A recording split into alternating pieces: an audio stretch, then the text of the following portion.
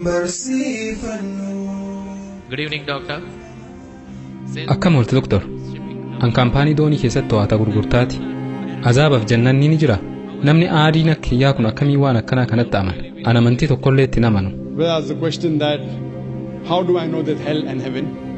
Gaaffiin obboleessi gaafate azaabaa fi jannanni jiraachuu isaanii akkamittiin beeku? Namni aadiin waan kanatti akkamitti amana? An amantii takkatti illee namanu jira. Obboleessa, amantii jechuun maal jechuudha? Amantiin karaa jireenya keenya ittiin gaggeeffanna. Amantiin jireenya kee akkamitti gaggeeffatta kan jiru si garsiisa.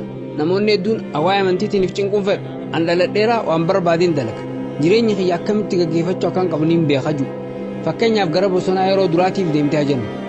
Firiiwwan bosona san keessa jiran hundi summii qabaachuu fi qabaachuu dhabuu isaanii hin beektu. Firii argatte hunda yoo nyaatte tarii firii summaawaa nyaattee du'uu dandeessa. Maal gochuu qabda ree? Ogeessa gaafachuu qabda. Sirrii ma obboleessa? Yoo si dhukkubee eenyu bira dhaqxa? Yeroo dhukkubsattee isa dhaqxa? Gar doktoraa dhaqa. Maaliif? Sababaan doktoroonni dhukkuba wallaanuu irratti ogummaa qabu. Ani ilma namaati. Of wallaanuu hin dandeenye jechuu hin dandeessu. Sun waan quraanni suuraan haala keessatti nu barsiisa. Quraanni suuraan haala suuraa 16 ayaa 43 irratti akkasumas suuraa Anbiyaa suuraa 21 ayaa 7 irratti akkana nuun jedhe. Fas'alu ahli zikri in kuntum laa ta'lamuun. Yoo kan hin beekne taatan warra beekumsa qabu gaafadha. Haaluma wal fakkaatuun jireenya keenya gaggeeffachuudhaaf ogeessa gaafachuu qabna. Ogeessa keenya eenyu? Ogeessa keenya eenyu? Isa nu uume. Eenyutu nu uume? Rabbi olaanetu nu uume. Kanaafuu ajaja Rabbii olaanee jala deemuu qabna. Yoo jireenya Rabbii dhugoomsuu didde kaaseta kiyyaa kan quraanni kalaama Rabbiitti juulaan. Kaaseta san keessatti karaa loojikaa fi saayinsiitiin jiraachuu Rabbii mirkaneessee jira. Yoo awwaama taate immoo obboleessaati awwaama. Ati awwaama. Ifan maan jette? Ati awwaama. Lakki. Awwaama miti. Eegasuu ati maal ree? Rabbitti amantaa? An humna wayii ni amana.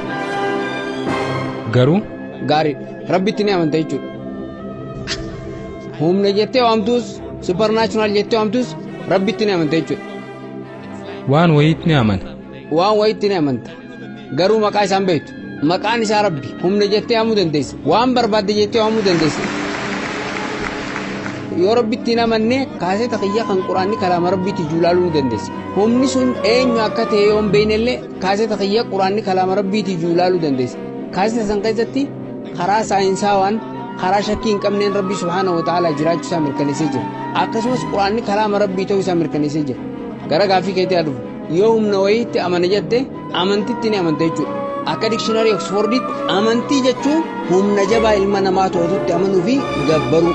Qaama gooftaa ta'e yookaan sanama gabbaruu. Kana jechuun ati amma amantiin jiraachuu isaatti ni amanta. Dikshinaarii bantee yoo dubbistu amantii jechuun humna jabaa ilma namaa to'atutti amanuu jechuudha kan jiru argata. Ati amma humna sanitti ni amanta. Qaama Rabbi jedhamu yookaan ammoo sanamoota gooftaa jedhamanii gabbaramanitti amanuu jechuudha. Ati amma amantiin jiraachuu isaatti ni amanta. Garuu maqaa amantii keetiin beektu. Kanaafuu an amantii hin qabu hin jiru. Ammas waa'ee humna kanaa beekuu barbaadde kaasee tafiyyaa quraanni kalaama Rabbiitti juulaaluu dandeessa. Amma gara gaaffii kee kan bu'uuraa dhufu. Azaabaa fi jannanni jiraachuu isaanii akkamitti mirkaneessuu dandeessa? Kaasee tafiyyaa kan amma duraa yoo dhaggeeffattee jiraatte waa'ee saayinsiitiin wal qabatee wantoota hedduu quraanaan wal qabsiisee mirkaneesseetiin jira.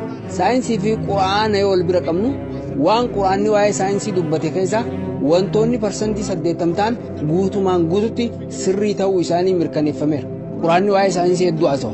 Wantoota inni irraa dubbatu kanneen nuti dhiyeenya kana beekne waa'ee astiroonoomii, waa'ee boca lafaa, waa'ee dhoohinsa guddaa, ifni addee isaa ifa balaqqeessee malee ifa isaa ta'uu dhabuu isaa, waa'ee marsaa bishaanii, waa'ee baayoloojii, waa'ee bootonii, waa'ee ziyooloojii, waa'ee embirooloojii haasa'u.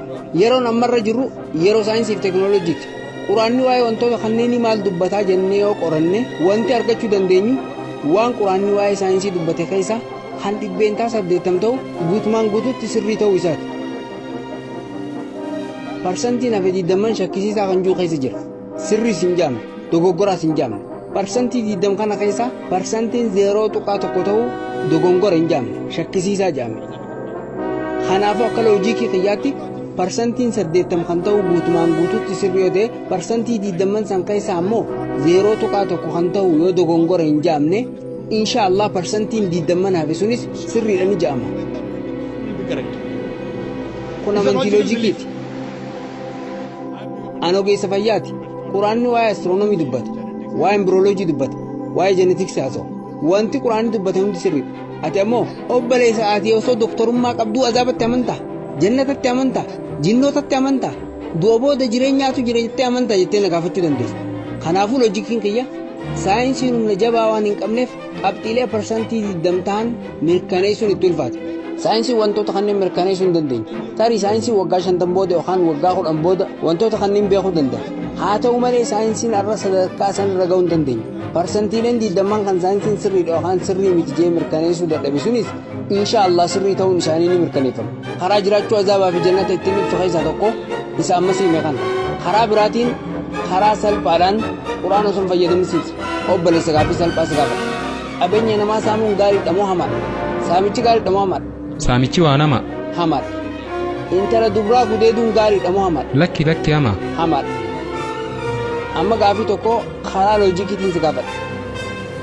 Mee anaa kana maafiyaa guddicha jiyyaati. Ansaamtu guddaadha. Karaa loojikiitiin akkasumas karaa saayinsiitiin an nama saayinsii fi loojikiiti. Karaa saayinsii fi loojikiitiin saamichi kun anaaf hamaa ta'uu isaa naa mirkaneessiti. Ammumaan tana saamicha dhaabu. Sababuma takka saamichi anaaf maaliif hamaa akka ta'e qofa naaf mirkaneessu. Sanboota saamicha ni hindisa. Namoota biraa miidha. Warri biraa miidha. Namoota biraa miidha. Ammaaltu na dhibere. Ayyoon saamee jarri miidhame. Ayyoon yaala kumaan lakkaa'umaate faayidaa naaf qaba. Fiilmii ittiin ilaaluu danda'a. Hoteela urjii shan ittiin dhaquu danda'a. Namoota biraa yoo miidheessa aana nan miidhu. Wanti ani si gaafadhe saamichi anaaf hamaa ta'uu isaa naaf mirkaneessa.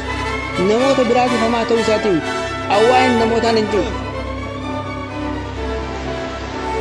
Saamichi anaaf maaf hamaa ta'e yoo maallaqa kumaan lakkaa'ame ta'e inni miidhame maaltu na dhibe?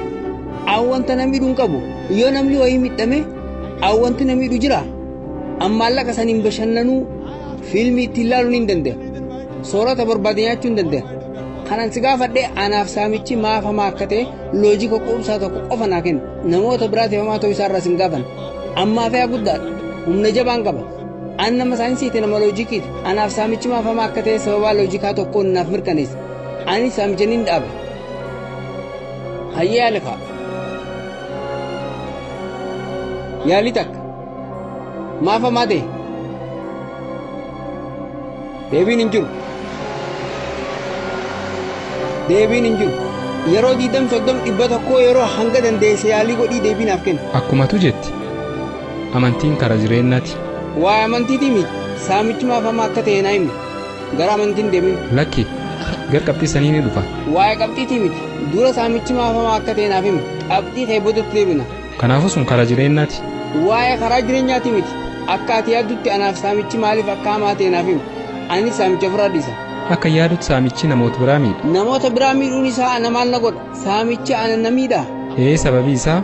Namoota biraa miidhuu isaatiin miti kan gaafadha. Ana na miidha. Egaa hawaasa keessatti uumamne. Hawaasa walitti dhufuun keenya ni oolama. Hawaasaan ammoo wal dura dhaabachuu dandeenya. Hayyee hawaasaan walitti dhufnaan wal arguu dandeenya. Anis hawaasa ilaalutti jira. Maal inni rakkoon saamichi maaf anaaf hamaa ta'e? Hawaasi siin kabaju. Hawaasni kabajuu dhabuun isaa maal narraa hir'isa? An chicken biryaanii nyaachuu danda'a. Gara mana fiilmii deemee fiilmii ilaaluu danda'a. Gara hoteela urjii shanii deemuu danda'a. Hawaasni kabajuu fi kabajuu dhabuun isaa jijjiirama maaliifidha? Hawaasni nama tokko ni kabaja haa jennu. Hiyyeessi achi jiru ammoo waan nyaatu hin qabu. Namni sun gammachuu qaba. Lakki. Nuti nyaata nyaannu barbaanna moo hin barbaanne? Jiraachuudhaaf soorratatti haajamna. Hawaasni nama kabaja jenna. Garuu namni beelaan du'u jira. Indiyaa keessatti namoonni 1000 lakkaa'aman beelaan du'u jiran. Kabajni hawaasaa maal jijjiirama fide? Ankasi gaafadhe saamichi maaf hamaa ta'e kan jiru akka naaf himtuuf. Anis deebii yoo argadhe saamicha dhaaba. Anaaf saamichi maaf hamaa ta'e? Hayyeemee uummata asitti argame jidduu namni isa gargaaru jira? Saamichi maaf hamaa ta'e?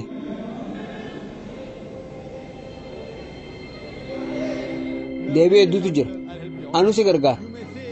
Poolisiin si qaba jechuu dandeessa. Sababaan loojika gaariin tokko poolisiin si qaba kan jiru. Sirri moo sirri miti? Sirri. Ati garuu deebii kana naaf hin kennine. Ani si gargaarutti hin jiru. Garuu obboleessa ammaa fi humni jabaa qabu akka teessitti himeera. Poolisoonni to'annaa kiyya jala jiran. Ministeeronnis to'annaa kiyya jala jiran. Maafiyaa gurguddaa laale. Maafiyaan gurguddoon poolisoota of jalaa qabu. Poolisoonnis warra maafiyaa kanarraa kafaltii argatu. Poolisoonnis kafaltii aanarraa waan argataniif maaf na hidhu. Saamtonni xixiqqoon akka keetii waatu hin qaban. Yoo hattee ni qabamta. Ammaa fe'aa guddaa waan ta'eef poolisoonnis ministeeronnis aanarraa kafaltii argatu. Kanaafuu to'annaa kiyya jala jiru. Saamtonni xixiqqoon akka keetii saamuu hin danda'an. Saamtonni gurguddaan akka kiyyaa garuu saamuu danda'u. Ammas si gargaara. Sababni biraa immoo tarii namni biraa dhufee si saamuu danda'a hunduu ta'uu danda'a. Angwaardiyyoota dhibbaan lakkaa'amu waan hin qabuuf namni isaan hunduu duubaan dhaabbatanii ni eegu. Hattuun xixiqqaan garuu eega saameen booda nama biraatiin saamamuu danda'a.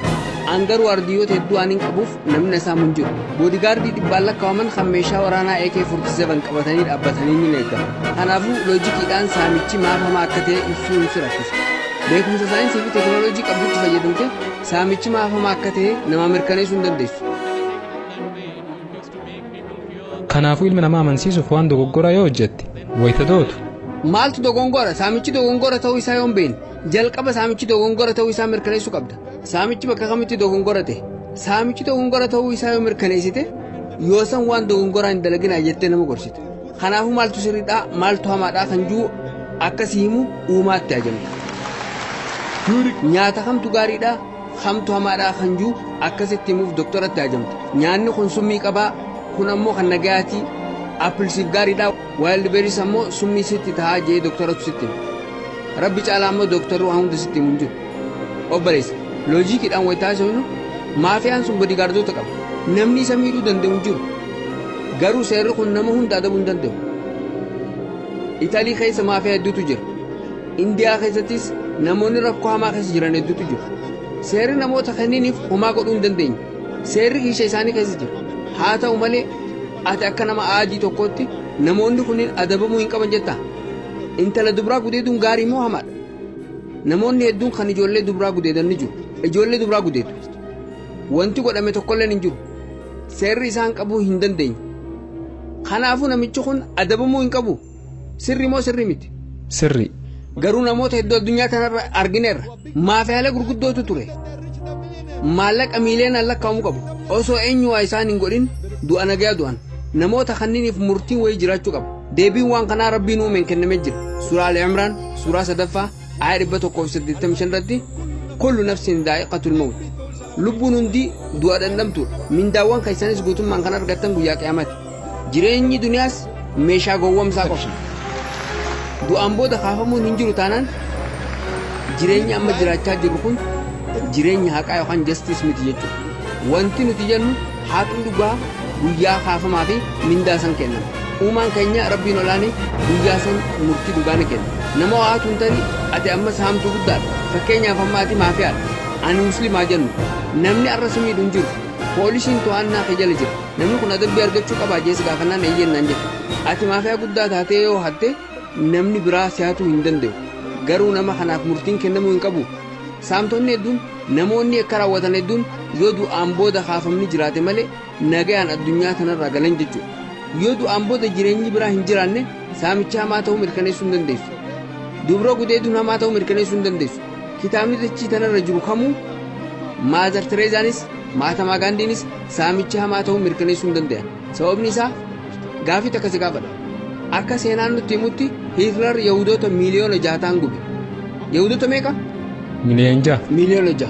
Seerri Hitler to'annaa jala oolchaa jennu. Hitler Yahudoota miiliyoona 6 osoo lubbuun jiran waan gubeef adabbiin ati yakka isaa kanaaf madaala jettee kennitu adabbii akkamiiti? Adabbii gahaa kennuu dandeessaa? Obboleessa. Haggaaf duutii dhageessis tursiise. Ayyee adabbiin kun yakka inni Yahudoota miiliyoona 6 gubeef madaalawaadha. Mana hidhaatti galchuudha moo gubuutu hamaadha? Gubuudha. Kanaafuu adabbiin guddaan ati isaa adabuu dandeessu osoo lubbuun jiru isaas gubuudha. Haa ta'u malee kunis namoota miiliyoona 6 keessa nama tokko qofaan wal qixa ta'a. Warri hafe kan miiliyoona 5 fi 900 fi 99 fi 999. Waa'een namoota kanneen yoo seera kamiin namoota kanaaf haqa yookaan justice kennuu dandeessa? Garuu Quraanni suuraan isaa suuraa 4ffaa ayyaa 56 irratti akkana jedha. Dhugumatti warra keeyyatoota keenyatti kafaran nuti ibidda isaan seensisa. Dhawaata gogaan isaanii gubatuun akka isaan laalaa dandamaniif jecha gogaa isaanii jijjiira. Kanaafuu Hitler namoota miiliyoona 6 eegaa ajjeese Rabbi azaaba isa seensisa. azaaba keessatti ammoo gogaa haaree yeroo miiliyoona 6 isaa kennee isa gubu asitti miti addunyaarraa boodaa sanitti azaaba keessatti kanaafu ani Hitler nama miiliyoona 6 akka hin gubneef jecha wanti ani isaan jechuu danda'u dachii kanarratti ati nama miiliyoona 6 yoo ajjeeste rabbi ammoo yeroo miiliyoona 12 azaaba keessatti si gubaa kan jiru adabbii kana asitti isaa kennuu hin dandeessu wanti beekuu qabnu hubannoo azaabaa fi jannataatiin malee saamichi hamaa ta'uu nama mirkaneessuu hin dandeessu dibra gudeetuun hamaa ta'uu mirkaneessuu hin dandeessu sababa kanaaf uumaan keenya rabbiin olaane kan ilma namaa hunda uume maaltu nuuf hamaadha maaltu nuuf gaariidha kan jiru nuuf hima seeraa fi heera jiru nutti hima isa kanatu amantii jedhama kanaafuu wanti ati godhuu qabdu kitaaban jiran keessaa isa kamtu dhugaan rabbii olaanaa irraa buufamee kan jiru adda baafachuudha qorannoo eega geessiteen booda quraana ta'uu isaa hubatta kitaaban amantii hundi waa'ee rabbii olaanaa haasa'u kitaaban hundi gara kitaaba xumuraa fi golabbii quraanaa akka ilaaluun nutti akeekan ergamaa xumuraa fi golabbii nabi Muhammad sallallahu alaihi wasallam jala akka deemnu nu himan deebisaa siif kenna jedhama.